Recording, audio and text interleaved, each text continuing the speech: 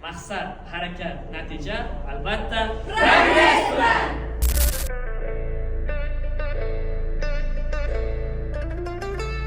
Mani elim, ellatim, oyginidagi go'zal axloq degan libosi bor millatim.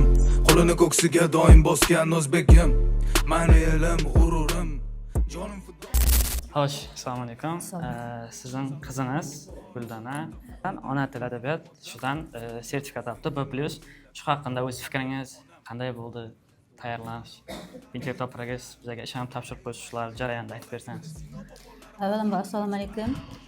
Shu sertifikat olgan barcha o'quvchilarni chin qalbimdan tabriklayman. Yutuqlarimiz bardavom bo'lsin, bundan ham yaxshi natijalarga erishinglar.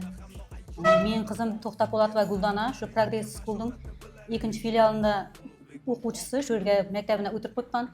Muallimlar barisi yaxshi. Farzandim Progress School'da o'qib, mana bu darajaga erishdi. Shu Progress maktabining o'qituvchilariga kattakon rahmat. Shu darajaga yetishtirib bergani uchun, qo'llab-quvvatlagani uchun, Nilfarga, Navruzga, hammasiga kattakon rahmat. Ustozlarga rahmat, Nilfarga, Navruzbekka hammasiga rahmat. Shu yordam berib turgan uchun shu qizma, shu hammasiga rahmat, muvaffaqiyat tilayman. Doim orzularini yetsinlar, qomatlari kelaversin. Xo'sh, yana bitta yosh o'quvchimizdan ingliz tili fanidan B+ natijasi.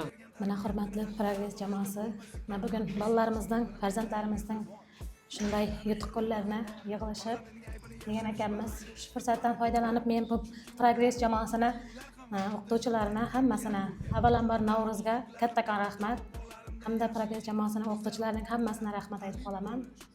Xo'sh, bizda kelasi intervyu va u ona tili va adabiyot fanidan C darajasi sertifikat 1,5 oyda. Assalomu alaykum. Avvalambor sizlarga Progress jamoasini, ustozlarni, Nilufar opaga, Navruz akaga hammasina rahmat.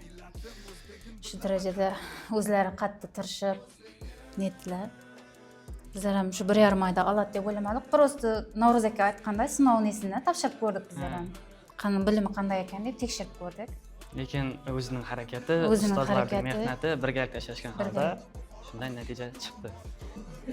Navbatdagi natija va navbatdagi intervyu bu ingliz tili fanidan B2 natijasini qo'lga kiritgan o'quvchimizning onasi bilan bo'ladi.